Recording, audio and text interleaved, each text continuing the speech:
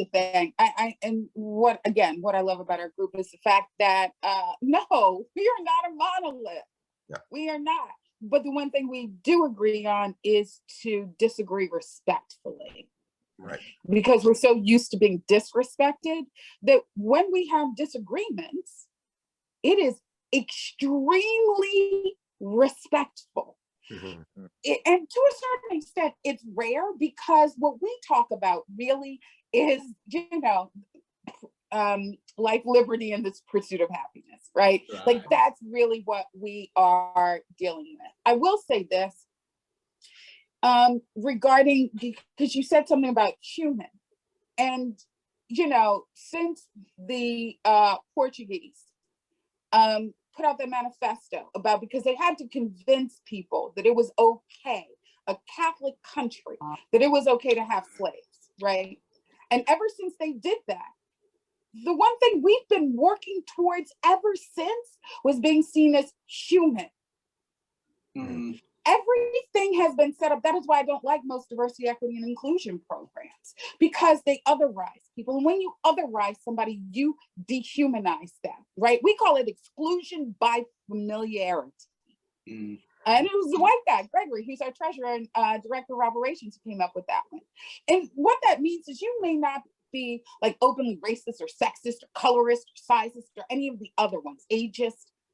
But what it means is that you look around to the people who are in your circle and you also like to be reminded, right? So wasn't it Colin Trevorrow, whatever his name is, and Ava DuVernay were in both at Sundance, I believe it was. And yet Spielberg chose, because he said he reminded him of himself. Throughout my entire career, that is one thing that kept popping up. They would have, when I was an intern at Guiding Light, right? There was a young white girl, I think her name was Jennifer or something like that, blonde hair, blue eyes. They would say, oh, Jennifer reminds me of my little sister. Oh, I like having her as a little sister. That. Mm-hmm. And what we have been working towards ever since is being seen as human. So one of the reasons people always ask is why our list works, why our database works. And a lot of the other ones don't. I said, because I realized really early on, lists are like fucking phone books to white folk in this industry. They're like, I don't know what to do with this because it's about relationships. And I was like, oh, so I know what to do. I can get those who hire, fund, and distribute in the same room. And so we had multiple meet and greets and events. Now, just on the at 19 years old, I was a New York City nightclub promoter when I was going to NYU. So throwing a party, that's in my wheelhouse. And so we had all of these events. Please don't ask me about that time. I'm just really glad that they did not have video back then. I'm still here. Denial. Oh yeah. No, my clubs were Heartbreak, Bedrocks, and Octagon. Look it up sometime. But anyway. Okay. But that's what we did. And so by the time the pandemic and the rebellion hit, and people were like, oh my God, we need to find some, we had already established that relationship.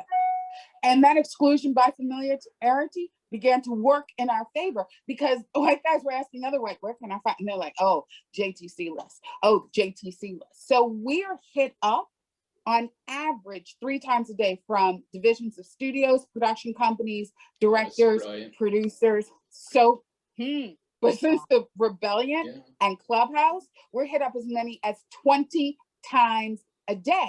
And it is because people trust it. We spent 2.5 years, Cheryl's 5 credit cards, because I couldn't get anybody in Hollywood to donate. I still can't get people in Hollywood to donate. People are like, wait, you mean you can't get? And I'm like, no, because every single thing that they have ever said, every hoop, jumping through hoops, trauma essays, wait your turn, all of that, we have proved that that is all bullshit, that they have been bullshitting this entire time. So I can't get Hollywood to fund. Hell, I can barely get Hollywood to say our name out loud.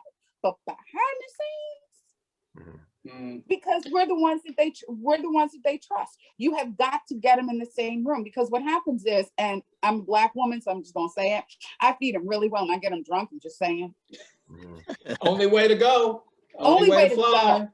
So what Only way happens to is fly. they turn to somebody sitting next to them and have a conversation. They're like, Yeah. oh my, and I have actually had executive vice presidents, white guys say this to me. They're like, oh, women of color just want the same things we want, to be able to pay their bills, seriously, be able to pay their bills, have a decent job, because we have otherized people. Yeah. And when you otherize them, you absolutely dehumanize them. And we have been working our way back to being seen as human ever since. And these diversity, equity, and inclusion programs, they are not part of the solution. They are part of the motherfucking problem. And so as I tweet out all the time, I don't care if you're fucking Netflix or Amazon, I don't care who the fuck you are. I want your diversity, equity, and inclusion money. Because here's the thing, if it's really about meritocracy, I win. I've never seen one of those. What the hell does that look like? Well done. Well done. Well done.